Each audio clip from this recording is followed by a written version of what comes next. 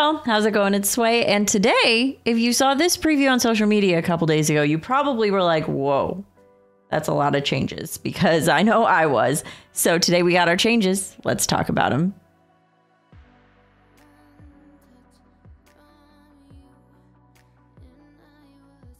All right, so we're starting with a hero change. We're seeing Guff get a hero change.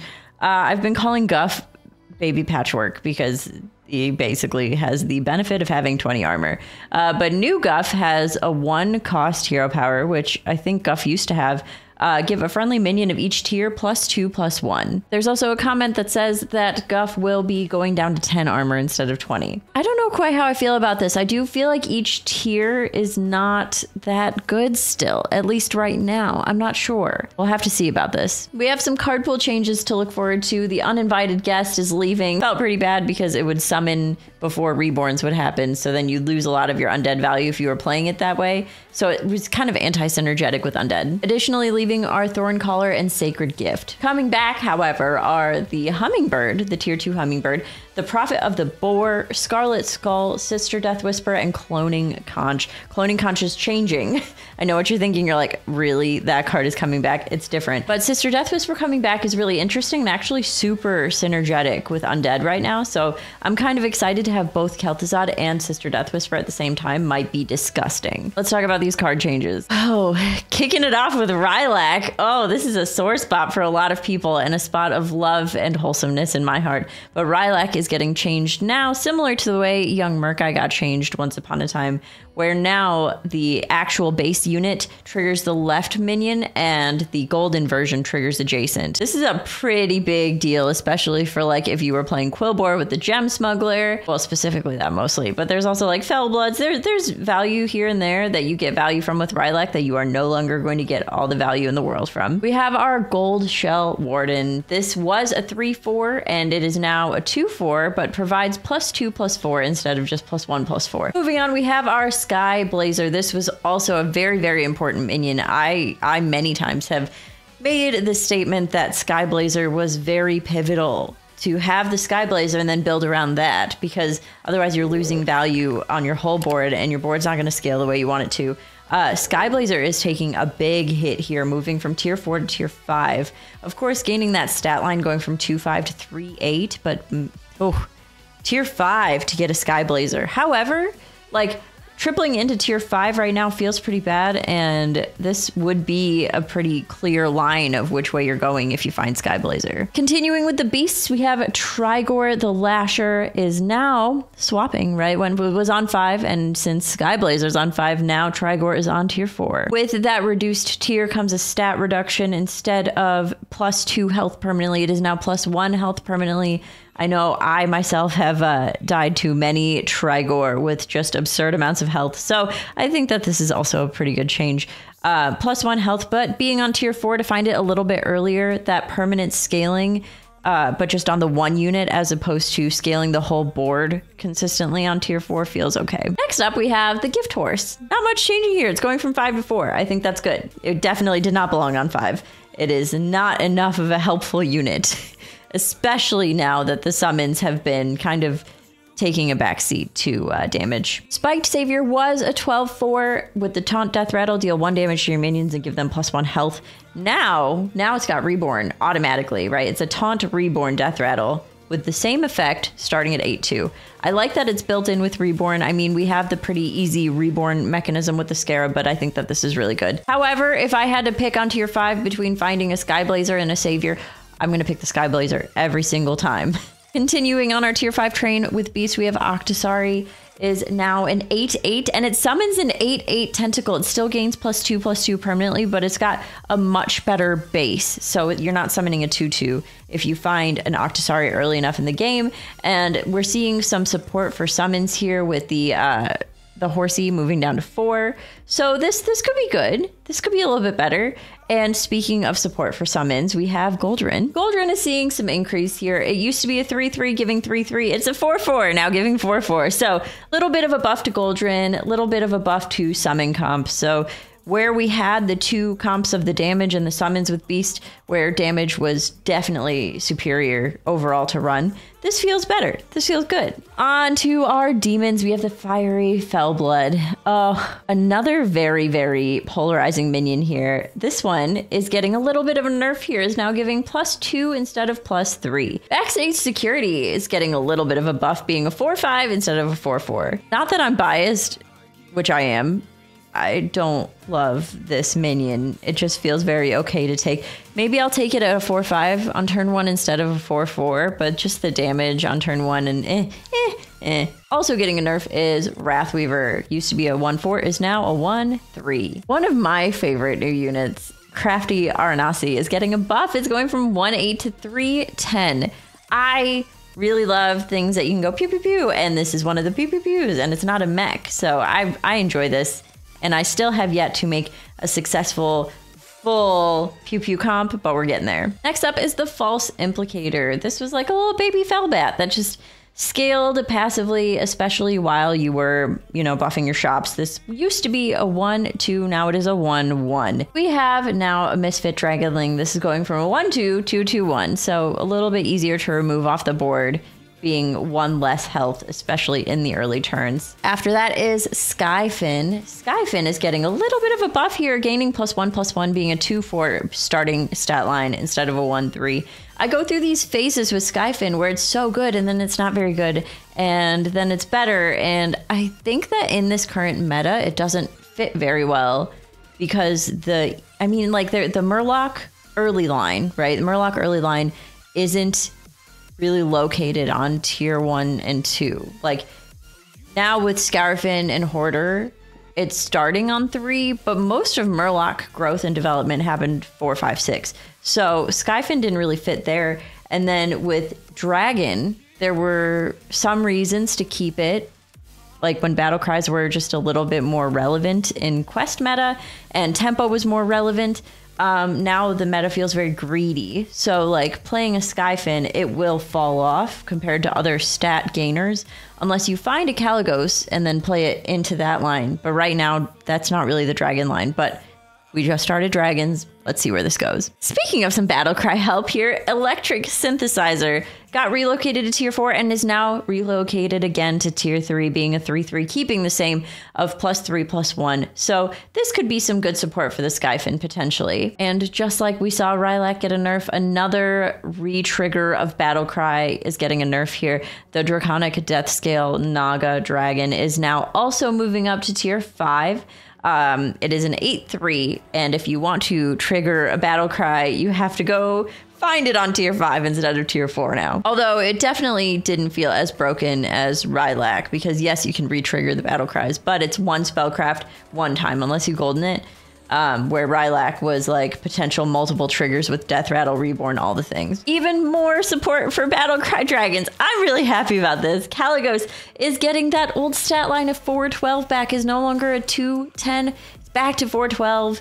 I think that this is so good. Maybe I want it to be so good. It's maybe not actually in theory very competitive still, but that's okay because I miss playing the flashbang comp with triggering your battle cries and the light and Caligos. So like, I am happy about this. The Molten Rock that relocated to tier 1 came back, has been a little bit of a sad spot for me as a Party Rock enjoyer, is now a 3/2 starting stat line instead of 3/1. And speaking of Party Rocking, Party Rock is also getting a little bit of a stat line increase, gaining +1 attack, still remaining the same across the board. Is this enough to make Party Rocking a thing? Crackling Cyclone also gaining +1 attack, starting at 4/1 instead of 3/1. Some nice tempo if you find it on turn 3, feels okay. Wildfire in this new season moved up to tier 4 and is now moving back down to tier 3. I said it and then I thought about it and I don't know if that's accurate or not, but it's on tier 3 regardless of if that part's accurate or not.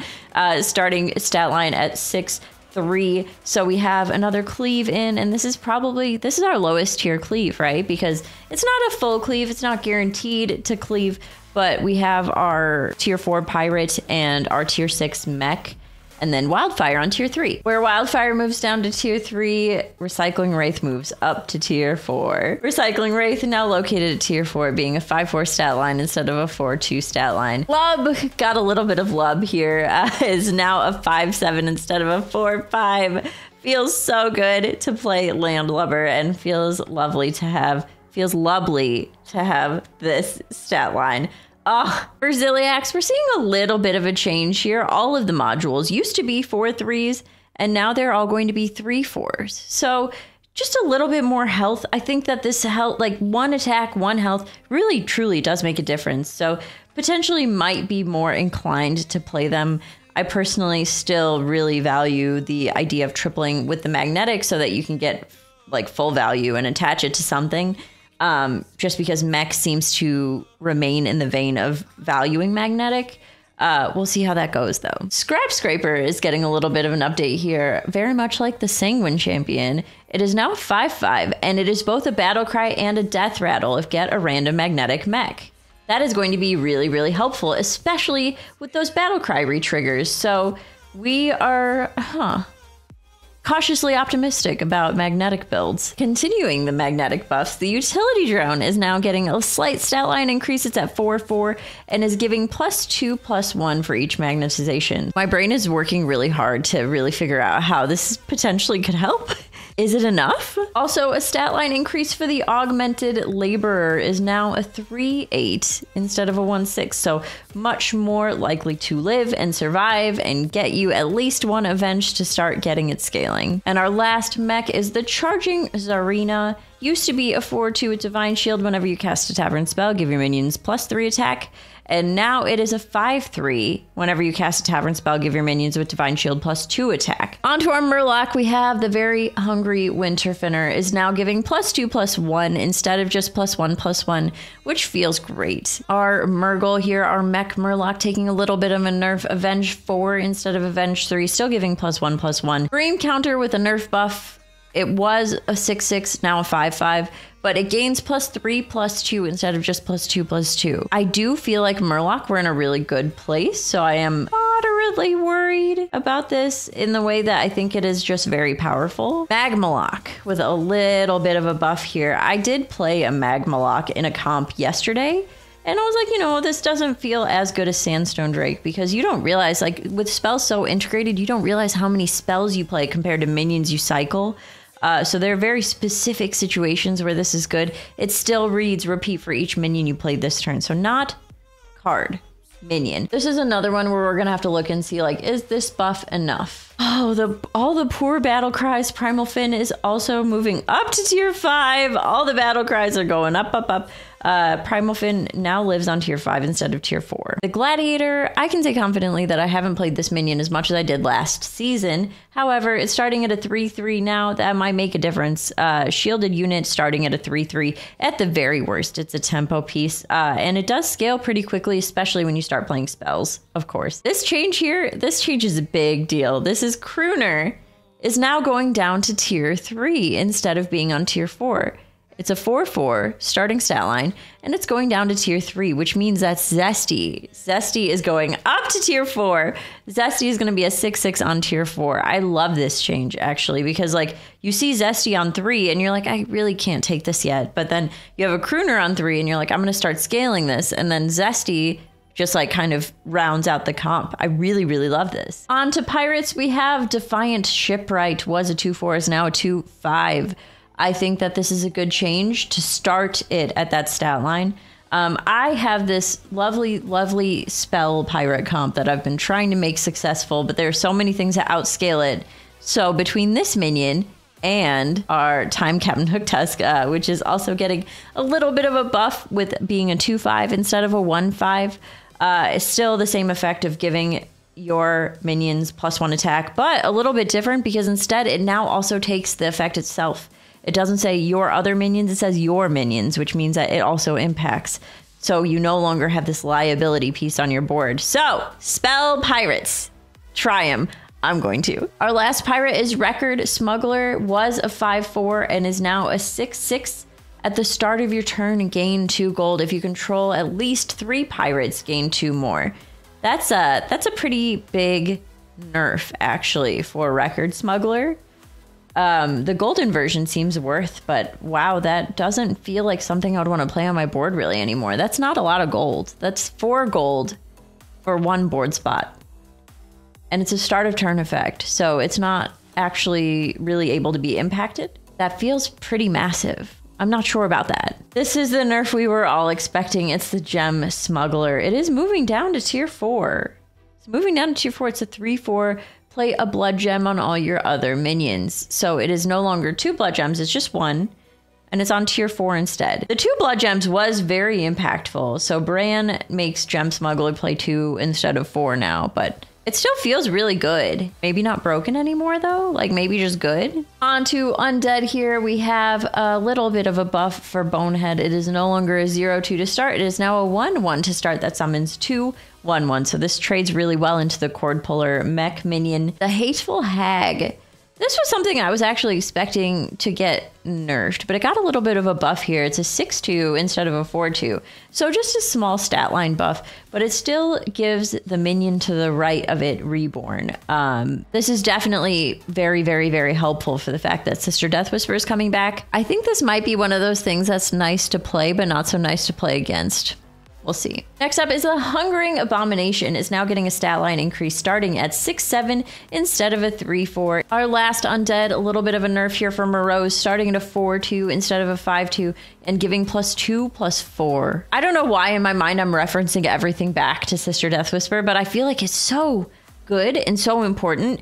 And like already there was like the Morose Kel'Thuzad comp, right? And I think that, man, I think that this is going to be crazy. I think Undead's going to be really good. Fire Dancer is getting a little bit of an increase here. It's a 5/2 instead of a 4/2. Winged Chimera, I'm so excited about this one. Winged Chimera is getting a little bit of a buff here. It is now a 1/5 instead of a 3/6. However, it gives a friendly minion of each type +1/+1 permanently. I know what you're thinking. You're like, okay, it's only +3/+3 a turn. That's not that good.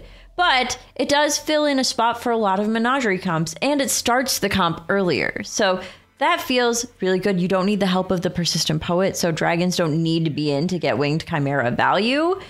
Oh, yes. Ensorcelled Fungus, a little bit of a buff here. Instead of +1/+2 is now giving +2/+2 for each Tavern spell. I already really liked this minion. I extra like this minion now. Even more stats is great. A buff for the Treant. It's a 3/12 to start and gives your minions +2 attack permanently. So a little bit of an attack buff here for the Treant. Nala is giving +2/+2 now instead of +2/+1. I was really excited about the theory that Nala could be strong again. I haven't had too much success, unfortunately, with the Nala comp. It just feels like I find it a little bit too late in the game. So I'm hoping that maybe between the Winged Chimera being the effect that it is and some greed power leveling, we can find a good Nala comp. Another nerf we were all expecting to see here, it's Greymane's Champion. It starts at a 6/6 instead of a 6/5. However, it only gives +1/+1 instead of +2/+2. That was getting so bonkers. Greymane had this easily best situation in the game. So I think that this is a good enough nerf that it's not going to feel bad. Like it's going to be really fun to play still, but it's not going to so drastically outscale. Moon Eater's Champion, a little bit of a nerf buff here, right? Starts at 5/5, but it also counts itself for an odd-tiered minion now. So it gives odd-tiered minions +1/+1, including itself. It doesn't say other anymore. The word other has been removed, and I think that that makes it much more viable. I didn't have too much success with like odd comps yet so far, so this makes me definitely want to try to find an odd comp to play. Corrupted Cupcakes now costs 4 gold instead of 3 gold. There were so many times I got an absurd amount of value from this spell. This feels appropriate. The apples are seeing a nerf. They're going to +1/+2 instead of +1/+3. Okay, Boon of Beetles now feels like we have Greymane at home. Like, is now a tier 4 spell. When you have space during combat, summon a 3/3 beetle with taunt.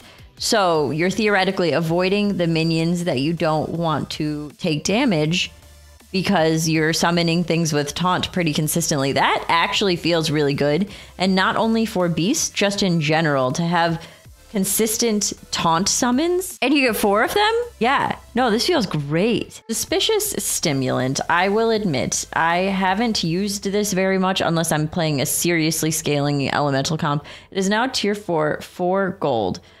In this case that I'm talking about, where I am playing like a very serious elemental scaling comp, this is super fair. Outside of that, I don't see myself buying this, and I think it's okay. Scavenge for parts. We have even more support for mech now. Scavenge for parts at the end of your turn. Get a random magnetic. This is 2 gold instead of 4 gold now. I love the magnetic buffs. I love the support for mech. Right, so Cloning Conch is back, but not exactly. It is no longer get a copy of a non-golden Murloc in your hand. It's now get a random Murloc and a copy of it. Yeah, I mean, in general, you can use this for economy, right? Get a random Murloc and a copy of it. 6 gold for 4 gold. It'll be good, even if you're not playing Murloc. All right, we have some duos card changes. We have the Passenger is now starting at a 2/2 and gains +1/+2 instead of +2/+2. The Generous Geomancer is still getting a little bit of a nerf here. Instead of being 2/1, it's 1/1, but you and your teammate each still get a blood gem. The very spicy Orchestra Conductor. I really like the choice on this change. It is now a 4/2 and gives a minion +2/+1. But here's the important part. Upgraded for each Orchestra Conductor your team has played this game. This is not re-triggering a battle cry. So you can no longer re-trigger like that. It just has to do with playing the minion itself. So the people that were drastically scaling their Orchestra Conductors using Rylax, that's not possible anymore. Magnanimous got a little bit of a change. Now only summons up to 1 copy of each of your teammates' minions. So you can't just burn through your teammates' board by summoning and reborning and more and more and more and more. It now only summons 1 and then it's done. The Puddle Prancer, the little cutie, got a little bit of a buff. It is now 4/4 and gains +4/+4 with past. I loved the idea of passing back and forth a Puddle Prancer for like a Coral Murgler or something like that, or even just tempo for a turn. Also, it's just adorable. Manari Messenger used to be a 7/4, gave +2/+1, is now an 8/5 and gives +1/+1. I'm not even mad about it. It was really gross and now it feels more fair. I'm not even mad about it. It's still a fun mechanic. I enjoy. Big numbers in the shop are great. And last but not least, we have Catch. Little bit of a nerf for Catch. It's still 2 gold, but it gives your minions +2 attack and then upgrades by 2 attack every time it's passed. As per usual, I will leave the patch notes in the comments if you'd like to go down and check them out yourself. There are some pretty big patch notes if you play Constructed as well. But thank you so much for joining me for this. I'm excited about these changes. Let me know what you're excited about in the comments. I fell a little bit behind on my duos editing, but we'll see you tomorrow for a duos video. Thanks for watching. Bye, everyone.